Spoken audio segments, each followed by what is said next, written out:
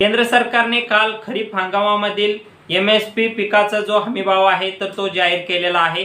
यावर्षी मागच्या वर्षीच्या तुलनेमध्ये कोणत्या पिकाची किती वाढ या हमीभावामध्ये झालेली आहे तर तेच आपण आज या व्हिडिओच्या माध्यमातून बघणार आहे।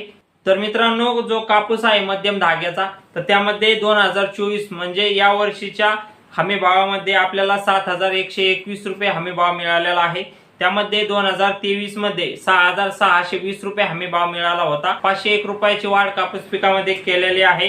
त्यामध्ये कापूस लांब धाग्याचा तर लांब धाग्याच्या कापसामध्ये 7521 रुपयाचा हमीभाव दिलेला आहे। त्यामध्ये 7020 रुपये हा पाठीमागच्या वर्षीचा हमीभाव होता। 501 रुपयाचा जो हमीभाव आहे तर तो वाढून आपल्याला कापूस भावामध्ये मिळालेला आहे। त्यामध्ये सोयाबीन जे आहे तर ते सोयाबीन मध्ये 4892 रुपयाचा हमीभाव यावर्षी मिळालेला आहे। त्यामध्ये 4600 रुपये हा पाठीमागच्या वर्षी हमी